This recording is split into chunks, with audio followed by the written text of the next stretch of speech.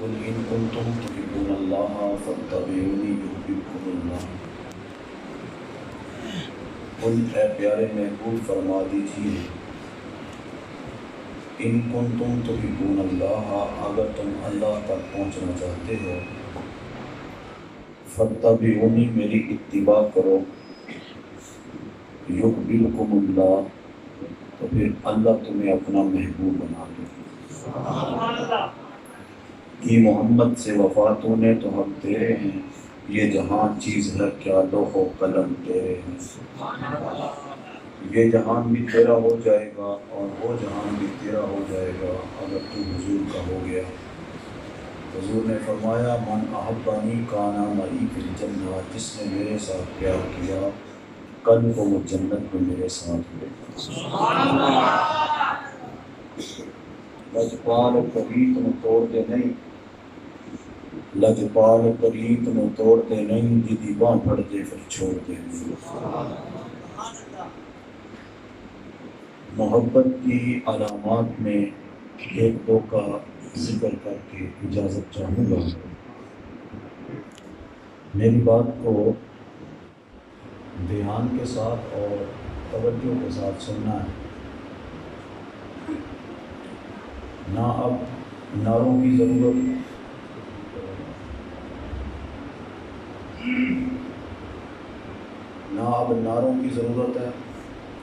نہ گلا پھاڑ پھاڑ کے سبحان اللہ کہنے کی ضرورت ہے، اور نہ اوپر پیسے پھینکنے کی ضرورت ہے۔ بس چپ کر کے میری بات سنو۔ یہ وقت تقریر کا تو نہیں، مگر آپ لوگ اتنی دیر بیٹھے ہو، میں چاہتا ہوں کہ آپ کو کچھ دے کے جاؤ۔ یہ وقت دعا کا ہے، تقریر کا نہیں۔ اگر چند گزارشات میری سنو، میں بھی اتنی دور سے آیا ہوں، تھکا ہوا ہوں، بوجھانی سے جا رہا ہوں، مگر چند گزارشات ایک درد دل ہے وہ آپ کے سامنے رکھنے لگا ہوں۔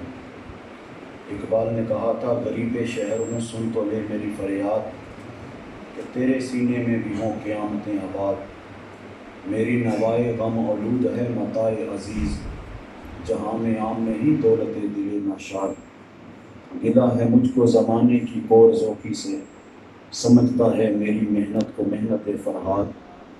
کہا میری فرہاد والی محنت نہیں، انشاءاللہ میں جو کلام لکھ رہا ہوں، جو اشعار لکھ رہا ہوں، ان سے قوم کے نوجوانوں میں بیداری آئے گی اور ضرور انشاءاللہ انقلاب آئے گا۔ نومید نہ ہو ان سے اے رہبر فرزانہ، کم پوش تو ہیں لیکن بے ذوق نہیں راہی، کہ ایک دن انشاءاللہ انقلاب ضرور آئے گا۔ اقبال کہتا ہے کہ ایک بات ہے کہ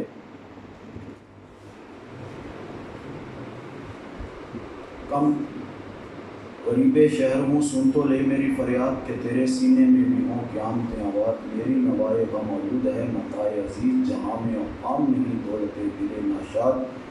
اقبال کہتا ہے جو درد میں لے کے پھر رہا ہوں نا، یہ ہر کسی کے پاس درد نہیں ہے۔ اور آگے ساتھ ہی کہتا ہے گلہ ہے مجھ کو زمانے کی کوڑ ذوقی سے، گلہ ہے مجھ کو زمانے کی کوڑ ذوقی سے، سمجھتا ہے میری محنت کو محنت فرہاد، گلہ ہے مجھ کو زمانے کی کوڑ ذوقی سے۔ اقبال کہتا ہے یہ جو زمانے کے لوگ ہیں نا، ان سے مجھے گلہ ہے، یہ کند ذہن ہے، یہ دوسرے شعراء کی طرح مجھے بھی ایک شاعر سمجھتے ہیں، اور جب میں کلام پڑھتا ہوں تو واہ واہ واہ واہ کرتے ہیں، حالانکہ مجھے واہ واہ واہ واہ کی ضرورت نہیں ہے، میں تو تمہارے اندر انقلاب برپا کرنا چاہتا ہوں، تمہارے اندر تبدیلی لانا چاہتا ہوں، اور تم میرے اشعار سن کے واہ واہ واہ واہ کرتے ہو۔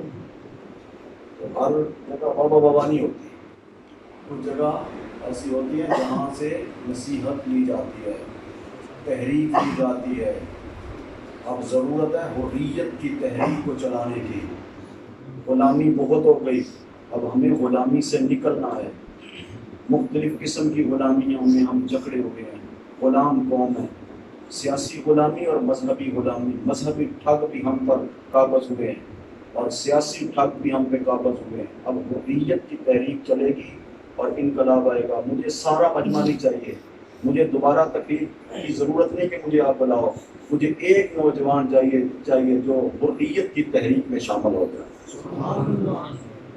بس اگر ایک شخص کو بھی میری بات کی سمجھ آ گئی, ایک شخص کو بھی, تو میں سمجھوں گا میرے آنے کا مول پڑ گیا, قیمت پڑ گئی. اگر ایک شخص کو بھی سمجھ آ گئی. میں تقریریں جگہ جگہ کرتا پھرتا ہوں, 3 4 پروگرام کرتا پھرتا ہوں پورے پاکستان میں. تو میں تقریروں کے لیے نہیں کر رہا, پیسوں کے لیے نہیں کر رہا, میں قوم میں بیداری پیدا کر رہا ہوں. سوئی ہوئی قوم کو جگا رہا ہوں. ہوش کے ناخن لوگ کہاں کھڑے ہو, ہوش کے ناخن. تو اس لیے تھوڑی سی توجہ کرنا. میں آپ کو ایک پیغام دینے آیا ہوں, اور میں کسی چھوٹی درگاہ سے بھی نہیں آیا. میرے عظیم باپا ہیں, ان کے قدموں سے فیض لے کے آیا ہوں. تو اس لیے میں پیغام دینا چاہتا ہوں, وہ پیغام سنو بس توجہ کے ساتھ. قل ان کنتم تحبون اللہ فاتبعونی یحببکم اللہ. اللہ تمہیں اپنا محبوب بنا لے گا اگر تم اپنے میرے نبی کو محبوب بنا لو گے. محبت کی چند علامات ہیں جن میں سے 1-2 کا ذکر کر کے اجازت چاہتا ہوں. پہلی محبت کی علامت یہ جو آپ محفل سجا کے کرتے ہیں. حضور فرماتے ہیں من احب شیئا اکثر ذکرہ, بندے کا جس کے ساتھ پیار ہوتا ہے کثرت کے ساتھ اس کا ذکر کرتا ہے. اسی لیے جب موسم میلاد آتا ہے ہم گھر گھر میں محافل میلاد کا اہتمام کرتے ہیں. معراج النبی کا موسم آتا ہے, مسجد میں چراغاں کرتے ہیں, مسجد میں محفل سجاتے ہیں. ہمارا کوئی فوت ہو جائے, پل پر, ساتے پر, 10ویں پر, چیلم پر, برسی پر ہم حضور کا ذکر چھیڑ کر بیٹھ جاتے ہیں. ہمارے کسی نوجوان کی شادی ہو تو مہندی والی رات محفل سجا کے بیٹھ جاتے ہیں. در حقیقت ہم حضور کے ذکر کے بہانے تلاش کرتے ہیں. میاں محمد بخش عارف کھڑی فرماتا جو کسے دا عاشق ہوندا اسے دیگر کردا, سو مگر بہانے پا کے او دے مرنے مردا. محبت کی دوسری علامت یہ ہے کہ بندہ جس کے ساتھ پیار کرتا ہے اس کی محبت میں اندھا اور بہرا ہو جاتا ہے. حبو کا شیء یومی و یسیم, اس کو اپنے محبوب کے سوا کوئی دکھائی نہیں دیتا, نہ اپنے محبوب کے خلاف کوئی بات سنتا ہے, اور نہ اس کو کوئی اپنے محبوب میں کوئی عیب نظر آتا ہے, اور آنا بھی نہیں چاہیے. جس کو اپنے محبوب میں عیب نظر آئے وہ محبت میں کامل نہیں.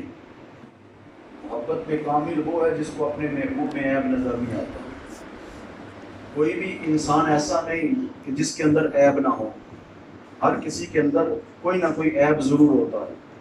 کامل ذات ہے تو وہ رسول پاک صلی اللہ علیہ وسلم کی ذات ہے.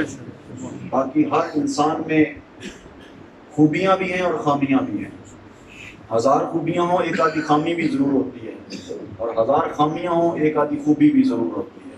اسی لیے کسی نے کہا تھا جب تم اپنے مخالف دوست کو دیکھو تو ذرا غور سے نہ دیکھا کرو, ہو سکتا ہے تمہیں کوئی خامی نظر آ جائے, اور جب تم اپنے مخالف کو دیکھو تو ذرا غور سے دیکھا کرو, ہو سکتا ہے تمہیں کوئی خوبی نظر آ جائے. ہر انسان میں خوبیاں بھی ہیں اور خامیاں بھی ہیں. خامیاں ہونے کے باوجود جہاں دل لگ جائے وہاں عیب نظر نہیں آتا. تو یارو آنا بھی نہیں چاہیے, کیونکہ محبوبہ اتے نکتہ چینی جڑا کرن تو باز نہیں آندا, اصل منافق جانی اس نو جھوٹا پیار جتاندا. سانو دسیا عشق دے مفتی جڑا مڑ مڑ اے فرماندا, آزم جتھے دل لگ جاوے اتھے عیب نظر نہیں. جہاں دل لگ جائے وہاں عیب نظر نہیں آتا. عیب ہوں بھی تو عیب نظر آتے نہیں. تو یار جس ذات میں عیب ہو ہی نہ, اگر کوئی وہاں عیب تلاش کرے تو پھر میں کہا کرتا ہوں اس کو لاہور مینٹل ہاسپٹل لے جاؤ.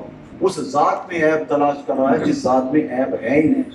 محبوب کو دیکھنا ہو تو محب کی نگاہ سے دیکھتے ہیں, لیلا کو دیکھنا ہو تو مجنو کی نگاہ سے دیکھتے ہیں, نبی کو دیکھنے کا شوق ہو تو پھر صحابی رسول کی نگاہ سے دیکھتے ہیں. آئیے حضرت حسان بن ثابت سے پوچھتے ہیں, حسان تیرے نبی کی شان کیا ہے؟ کون حضرت حسان؟ 120 سال عمر پائی حضرت حسان بن ثابت. یہ آپ نے سن رکھا ہے نا, یہ بات سن رکھی ہے نا, حضرت حسان نے 120 سال عمر پائی. آگے سنیے, ان کے والد نے بھی 120 سال عمر پائی, ان کے آگے ان کے والد نے بھی 120 سال عمر پائی, آگے ان کے والد نے بھی 120 سال عمر پائی. یہ عرب میں واحد گھر ہے جن کی 4 پشتوں نے 120 سال عمر پائی. آپ کے بیٹے تھے عبد الرحمن بن حسان بن ثابت، جب کبھی موت کا ذکر ہوتا یوں اپنے قدم پھیلا لیتے، کہتے ہمیں تو 120 سال بعد جا کے موت آئے گی. اور ہوا یہ کہ وہ 48 سال کی عمر میں انتقال کر گئے. یہ مالک کے فیصلے ہیں. آنے کی ترتیب ہے، جانے کی ترتیب نہیں. آنے کی ترتیب پہلے دادا، پھر بیٹا، پھر پوتا. یہ آنے کی ترتیب ہے. اگر جاتی وقت بعض اوقات دادا بھی پڑا ہے، باپ بھی پڑا ہے، پوتے کا جنازہ اٹھ رہا ہے.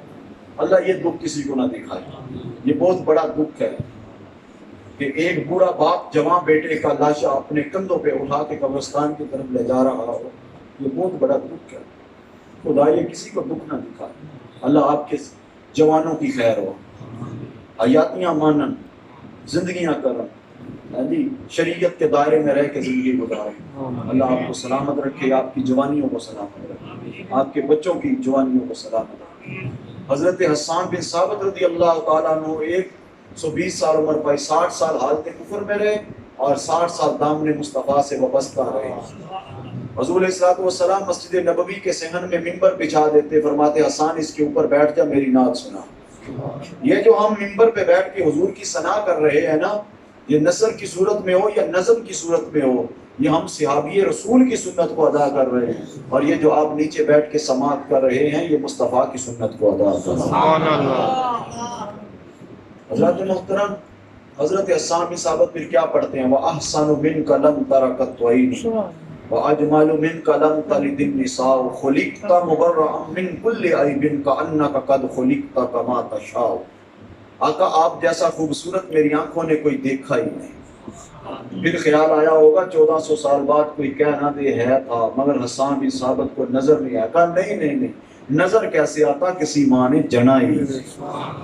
حسینہ جمیلہ دا منہ موڑ دیتا، محمد بنا کے قلم توڑ دیتا. تو جے میرا یار نہیں ڈٹھا جی ویٹ کے چن شرماوے. ادھی راتی دن چڑھ جاوے، جے او مکھ تو نکاب اٹھاوے. جے او ہاتھ پھلاں وچ رکھدا، ہاتھ پھلاں تو ود جاوے. نین نشیلے مست رسیلے وچ سونا کجل سہاوے. اکھ اگڑے تے اج پیا جاپے جویں میں خانہ کھل جاوے. توبہ توبہ حسن سجندہ اتے چال نہ چلی جاوے. علم خدا نے اینا دتا عقلاں وچ نہ آوے. عقل خدا نے اینی دتی علماں وچ نہ آوے. کی اعجاز نظر وچ او دی جو آوے وک جاوے. خلق او دے نے مولی دنیا کوئی ورلا جان بچاوے. آزم ایڈا سونا ماہی سنو کدرے نظر نہ آوے. حضرات، حضور کی محبت کا ایک تقاضا یہ ہے کہ بندہ جس کے ساتھ پیار کرتا ہے نا، اس کی اداؤں کو اپناتا ہے. یہ آپ نے کبھی عید والے دن 2 دوست دیکھے ہوں گے، ایک طرح کے کپڑے انہوں نے پہنے ہوتے ہیں. 2 دوست ایک طرح کے کپڑے، گھڑی ایک طرح کی ہوتی ہے، جوتے ایک طرح کے ہوتے ہیں.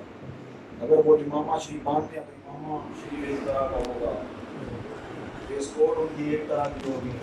پتہ ہے وہ کیوں پہنتے ہیں؟ وہ اپنی محبت کا اظہار کر رہے ہیں، محبت کا اعلان کر رہے ہوتے ہیں، لوگوں کو بتا رہے ہوتے ہیں لوگوں ہم آپس میں پیار کرتے ہیں، ہم آپس میں محبت کرتے ہیں، ہم آپس میں یار ہیں. اسی سڑ دیو سڑو اسی یار ساری محبت ہے آپس کے اندر، تو ساڈا باس بھی آپس ایک ورگا پا. وہ محبت کا اظہار کر رہے ہوتے ہیں. ہر مرید اپنے شیخ کی طرح اپنا گیٹ اپ بناتا ہے. مرید جو باوفا مرید ہوتا ہے نا، وہ اپنے شیخ کی طرح اپنا گیٹ اپ بناتا ہے. اگر مرید نے شیخ امامہ پہنتے ہیں تو مرید بھی امامہ پہنتا ہے. شیخ ٹوپی پہنتے ہیں تو مرید بھی ٹوپی پہنتا ہے. جی شیخ کی طرح اپنا گیٹ اپ بناتا ہے. ہر شاگرد اپنے استاذ کی طرح لکھنا چاہے گا کہ اس کی طرح لب و لہجہ، انداز تکلم، گفت و شنید، نشست و برخاست اپنے استاذ کی طرح کرے گا، تاکہ میں اپنے استاذ کی طرح نظر آؤں. کیا توجہ فرمانا تھوڑی سی کہ ہر دوست اپنے دوست کی طرح نظر آنا چاہتا ہے، ہر مرید اپنے شیخ کی طرح نظر آنا چاہتا ہے، ہر شاگرد اپنے استاذ کی طرح نظر آنا چاہتا ہے. تو ایک امتی کیوں نہیں اپنے نبی کی طرح نظر آنا چاہتا؟ امتی کو بھی تو چاہیے نا اپنے نبی کی طرح اپنی زندگی کو ڈالے. اللہ کہہ رہے ہیں واہ واہ کیا بات ہے یار، جب حسن سیرت کی بات، حسن صورت کی بات ہو تو رب کہتا ہے وَالضُّحَىٰ وَاللَّيْلِ إِذَا سَجَىٰ، اور حسن سیرت کی بات ہو تو رب کہتا ہے لَقَدْ كَانَ لَكُمْ فِي رَسُولِ اللَّهِ أُسْوَةٌ حَسَنَةٌ، تمہارے لیے زندگی گزارنے کا بہترین طریقہ میرے محبوب کی زندگی ہے۔ میں چہروں سے محسوس کر رہا ہوں کچھ نوجوان بڑی انہماک اور محبت اور پیار کے ساتھ سن رہے ہیں کہ ان کے کانوں کے ذریعے ان کے دلوں تک میری آواز پہنچ رہی ہے۔ انشاءاللہ یہی اقبال نے کہا تھا نہ امید نہ ہو ان سے رہبر فرزانہ، کم کوش تو ہیں لیکن بے ذوق نہیں رہتے۔ انشاءاللہ اللہ نے چاہا تو اس قوم میں ایک انقلاب ضرور آئے گا، بدلے گی حالات، میں کہتا کچھ نہیں مگر بدلیں گے ضرور حالات، رب نے چاہا تو۔ زیادہ کوئی گفتگو تو نہیں، اس پر کلام تو نہیں کرتا، مگر رب نے چاہا تو حالات ضرور بدلیں گے، اس کی رحمت اور اس کی کرم نوازی کے ساتھ۔ حضور علیہ السلام کی سیرت کے میں جس پہلو پہ بات کروں وہی روشنی دیتا ہے، وہی ہدایت دیتا ہے، وہی نور دیتا ہے، مگر میں آپ کے سامنے حضور کی سیرت کا ایک پہلو رکھنا چاہتا ہوں۔ ہو سکتا ہے میں مکمل نہ کر سکوں کیونکہ وقت بہت قلیل ہے، وقت کے دامن میں اتنی وسعت نہیں، اور رات کا پچھلا پہر ہونے جا رہا ہے، اتنی دیر آپ کو بٹھانا بھی میں مناسب نہیں سمجھوں گا۔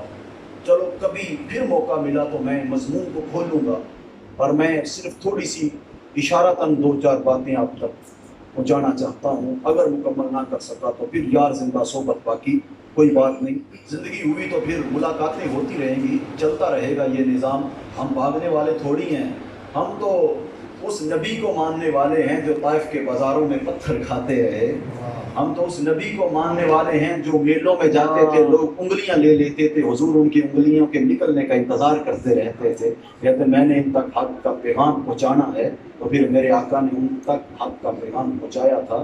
تو انشاءاللہ ہم تو حق کا، اگلے دن ایک جگہ میرے ساتھ بڑی زیادتی ہوئی، نعت خوانوں نے زیادتی کی اور 2 مرتبہ مجھے اسٹیج پہ بلایا، نیچے بھیجا، تو جب میں وہ جانے لگا، نام بھی نہیں لیتا، کسی کی توہین بھی نہیں کرنا مقصود، میں صرف یہ بات بتانا چاہتا ہوں کہ ہمارے ساتھ جتنی زیادتیاں ہوتی ہیں خدا شاہد ہے، دل بھی روتا ہے، آنکھیں بھی روتی ہیں کہ یہ جو ہم حق کے مسافر ہیں ہمارے ساتھ کیا کیا کچھ ہوتا ہے، اور آرٹیفیشل لوگ آج ہماری اسٹیجوں کی زینت بن گئے ہیں، اور یہ پروفیشنل لوگ ہماری اسٹیجوں کی زینت بن گئے، اور جو اہل حق لوگ ہیں ان کے ساتھ کتنی زیادتیاں ہو رہی ہیں۔ مجھے ایک مرتبہ اسٹیج سے نکالا، اتارا، جی آپ ریسٹ کریں، اب اس نعت خانے پڑھنا ہے، میں چلا گیا، پھر بلایا جی آپ پھر ریسٹ کریں، فلاں نعت خانے پڑھنا ہے، ٹھیک ہے جی، میں نے کہا اچھا پھر ٹھیک ہے، وہ نعت خاں پڑھنے، تھوڑی دیر بعد میں کہا اچھا بھائی میں جاتا ہوں، آپ اس نعت خاں کو سنیں، میں نے تو پھر صبح کسی اور پروگرام پہ نکلنا ہے، تو وہ کہنے لگے نہیں جی سارا آ گئے جی، خدا کے لیے ہمیں معاف کر دیں،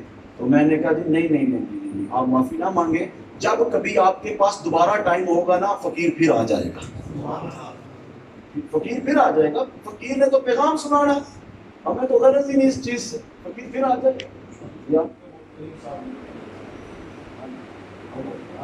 تو میں نے کہا فقیر تو پھر آ جائے گا، کوئی مسئلہ نہیں، یہ ہمارا تو کام یہی ہے۔ تو بہرحال میرا جو پیغام ہے آپ کا تک پہنچانے جا رہا ہوں، وقت بہت کم ہے، قلیل ہے، اور میں جب آیا تو اسی وقت اگر مجھے ٹائم دیا جاتا تو بہتر ہوتا۔ چلو بہرحال محبت کی سیرت، حضور کی سیرت کا ایک پہلو کہ حضور علیہ الصلوۃ والسلام ہر کسی سے پیار فرمایا کرتے تھے، اپنوں سے بھی بیگانوں سے۔ حضور علیہ الصلوۃ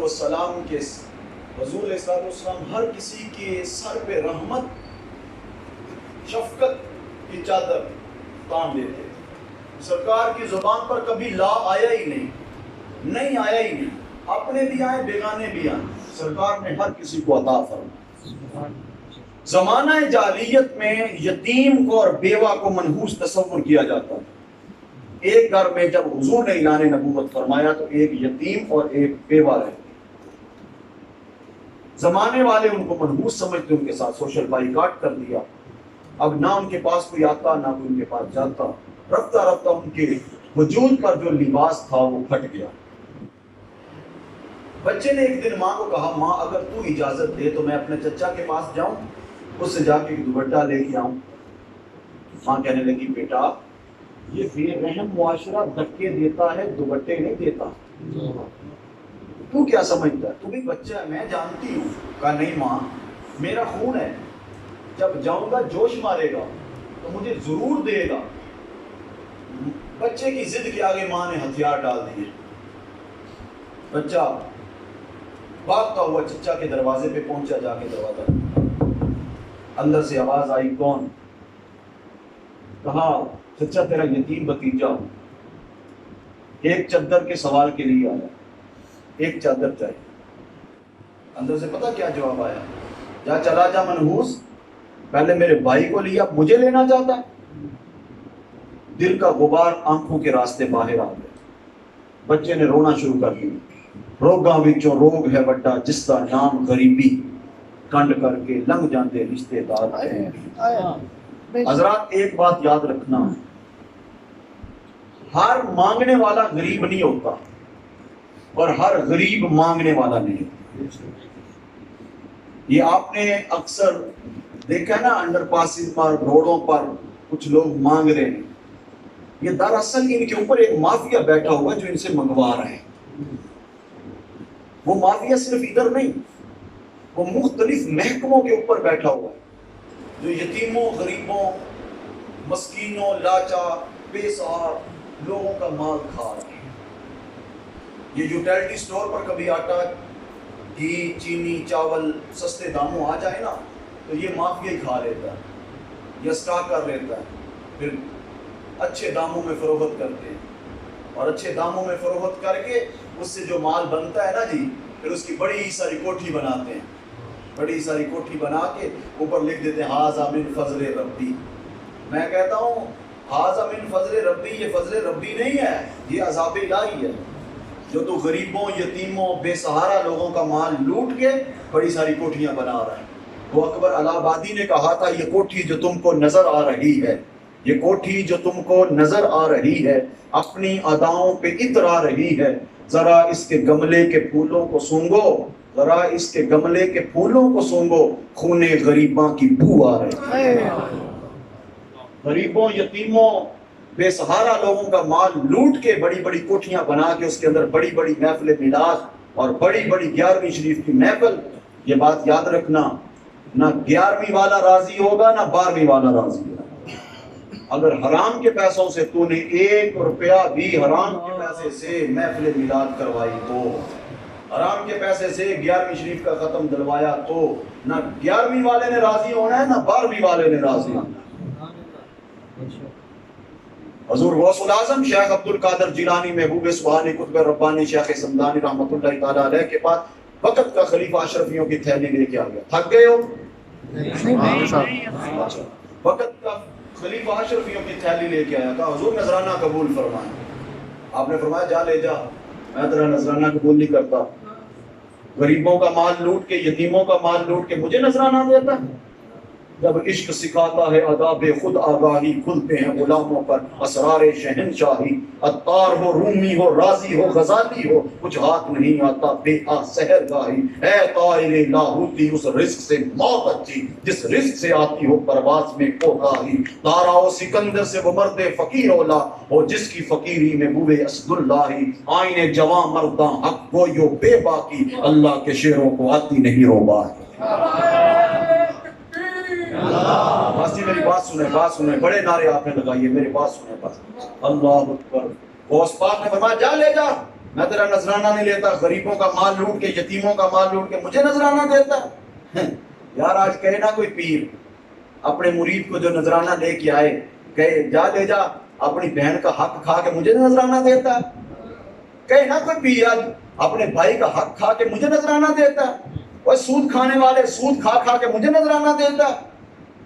حرام کھانے والے حرام کھا کھا کے مجھے نذرانہ دیتا. نہیں کہے گا, کبھی بھی نہیں کہے گا. پہلے کبھی یوں ہوتا تھا کہ مرید ڈھونڈتے تھے کوئی کامل پیر مل جائے, آج کل تو پیر ڈھونڈ رہے ہیں کوئی مرید مل جائے. پیر ڈھونڈ رہے ہیں, لگے پھر کوئی نہ کوئی مرید, کوئی تگڑا مرید لب جائے, کوئی پیسے والا مرید لب جائے, بس پھر کام چلتا رہے. وہ کہہ سکتے ہیں, وہ کبھی بھی نہیں کہتے. تو یہ جو نذرانے کا کنسپٹ ہے نا, یہ نہیں ہے کہ بس لیتے جاؤ سب سے. اسلام, یہ بات یاد رکھنا, ذہن میں بٹھانی ہے یہ بات میری. یہ آپ کو ہر جگہ سے یہ باتیں نہیں ملیں گی, یہ بات میری ذہن میں بٹھاؤ. نذرانے کا جو کنسپٹ ہے اسلام میں کنسپٹ ہے جو زکوٰۃ کا, وہی نذرانے کا کنسپٹ ہے. کہ امیروں سے لو اور غریبوں کو دو. جو زکوٰۃ کا کنسپٹ ہے وہی نذرانے کا کنسپٹ ہے. شاید کہ کچھ مرید امیر ہوتے ہیں, کچھ غریب ہوتے ہیں. جو غریب ہوتے ہیں وہ حضرت کے پاس جاتے ہیں, حضور بچی کی شادی کرنی ہے, پاس کچھ بھی نہیں, ہاتھ پیلے کرنے ہیں. غریبوں بے رحم معاشرہ جہیز مانگتا ہے, برات مانگتا ہے, کچھ بھی نہیں. وہ دراصل خودداری میں رہ کے جو دعا کروا رہا ہوتا ہے نا, وہ پیر سے سوال کر رہا ہوتا ہے, اور پیر کو سمجھ نہیں آ رہی ہوتی. وہ کہہ رہا ہوتا ہے پیر حضرت جی آپ کا فلاں مرید بھی ہے, فلاں مرید بھی, آپ اس کو کہیں کہ میری مدد کرے, میری بچیاں جوان ہیں, ہاتھ پیلے کرنے ہیں, جہیز بنانا ہے, مدد کرے, ان کو کہیں. مگر پیر صاحب کہتے ہیں اچھا 10 تویز کنے والا لینا ہے, 500 والا کہ 5000 والا؟ وہ کہتا بتا کنے والا تویز لینا ہے, 500 والا تویز کہ 5000 والا تویز لینا ہے؟ علامہ اقبال ایک پیر صاحب کے پاس بیٹھے ہوئے تھے, تو ایک مرید آیا, اس نے کہا حضرت جی قرضہ ہے 100 روپے اور بچی کی شادی بھی کرنی ہے, دعا فرمائیں. پیر صاحب نے ہاتھ اٹھائے, دعا کی, وہ جانے لگا, اس نے جیب میں ہاتھ ڈالا, 10 روپے دیے. 10 روپے دے کر وہ چلا گیا. اقبال ہنس پڑے. پیر صاحب نے پوچھا اقبال کیوں ہنسے ہو؟ کہا پیر جی آپ کی دعا کی مقبولیت پہ ہنسا ہوں. کہا میری دعا کی مقبولیت؟ کہا بڑی چھیتی ہو گئی, بہت جلد ہو گئی آپ کی دعا مقبول. کون سی دعا اتنی جلدی کیسے قبول ہوئی اقبال؟ کہا دیکھو نا, جب وہ آیا تھا وہ 100 روپے کا مقروض تھا, جب دعا کروا کے گیا تو وہ 110 روپے کا مقروض ہو گیا. تو یہ جو نذرانے کا کنسپٹ ہے یہ ہے امیروں سے لو, غریبوں کو دو. یار پیر امیر ہو گئے اور غریب جو امیر مرید ہے وہ غریب ہو گئے. اقبال نے کہا تھا ہم کو تو میسر نہیں مٹی کا دیا بھی, ہم کو تو میسر نہیں مٹی کا دیا بھی, گر پیر کا بجلی کے چراغوں سے ہے روشن. شہری ہو دیہاتی ہو مسلمان ہے سادہ, مانند بتا پوجتے ہیں کعبے کے برہمن. نذرانہ نہیں سود ہے پیران حرم کا, نذرانہ نہیں سود ہے پیران حرم کا. ہر خرقہ سالوس کے اندر ہے مہاجن, میراث میں آئی انہیں مسند ارشاد, زاغوں کے تصرف میں عقابوں کے نشے من. وہ کعبوں کے گھونسلوں میں کبے آ کے بیٹھے اور نوچ نوچ کے کھا رہے ہیں. غریبوں سے بھی لے رہے ہیں, یتیموں سے بھی لے رہے ہیں, بیواؤں سے بھی لے رہے ہیں, مسکینوں سے بھی لے رہے ہیں. جن کو دینا تھا انہی سے لے کے کھا رہے ہیں. اور بڑی بڑی کوٹھیاں بنا لی, بڑے بڑے بنگلے بنا لے, بڑی بڑی لینڈ کروزریں لے لیں, اور فیس بک پہ پھر اپنی چمچماتی گاڑیوں کی نمائش. اور جاہل پیر نیچے, جاہل مرید نیچے کمنٹ کر رہا ہے واہ واہ شانہ میرے پیر دیاں.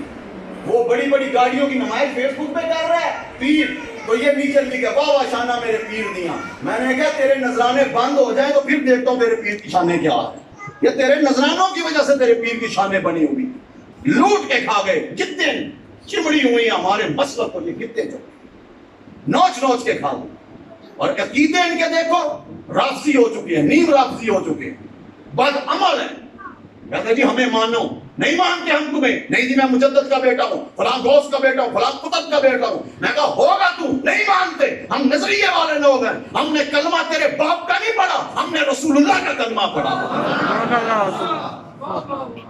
نہیں مانتا تجھے, ہم اس کو مانیں گے جو مصطفیٰ کو مانے گا, ہم اس کو مانیں گے جو قرآن کو مانے گا, ہم اس کو مانیں گے جو رسول اللہ کے فرمان کو مانے گا.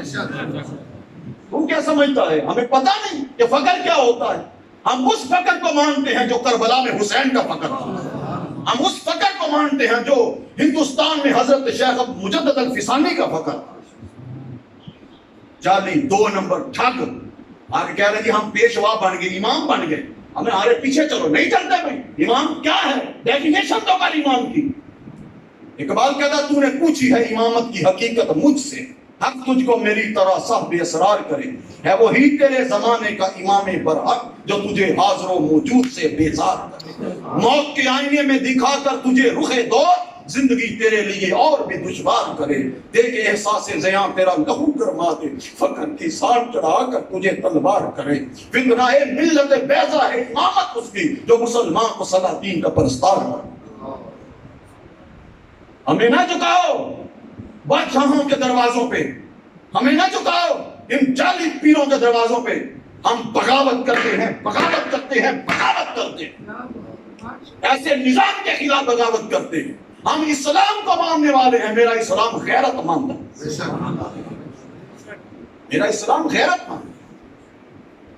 ہم بے غیرت نہیں ہیں کہ جو آئے منہ کھائے اور کہے ہمیں مان لو. اور آپ لوگوں کی بھی بہت بڑی غلطی ہے، میری قوم کی بھی بہت بڑی غلطی ہے.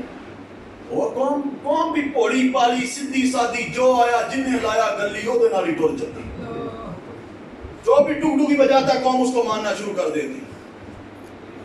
وہ اقبال نے اسی لیے تمہارے لیے، پنجاب کے لوگوں کے لیے اقبال نے کہا تھا مذہب میں بہت تازہ پسند اس کی طبیعت، کر لے کہیں منزل تو گزرتا ہے بہت جلد، تحقیق کی بازی ہو تو شرکت نہیں کرتا، وہ کھیل مریدی کا تو ہرتا ہے بہت جلد، تعویل کا پھندا کوئی صیاد لگا دے، تعویل کا پھندا کوئی صیاد لگا دے، شاخ نشیمن سے اترتا ہے بہت جلد. کوئی بھی ڈبکی بجاتا ہے آپ اس کے پیچھے لگ جاتے ہیں، چمچماتی گاڑی دیکھتے ہیں تو پیچھے لگتے ہیں، چار بندے دیکھے تو پیچھے لگ گئے. حق باطل کی پہچان ہی نہیں ہے، کھوتا کوڑا ایک بار برابر تو نہیں ہو گئے. مگر اس میں قصور نہیں ہے، اس میں بھی ایک وجہ ہے ہماری، ہم جو بہت زیادہ جلد متاثر ہو جاتے ہیں نا، اس کی بھی ایک وجہ ہے، وہ بھی اقبال نے کہا ہے. اقبال نے کہا دور حاضر ہے حقیقت میں وہی عہد قدیم، دور حاضر ہے حقیقت میں وہی عہد قدیم، اہل سجادہ اہل سیاست ہیں امام، اس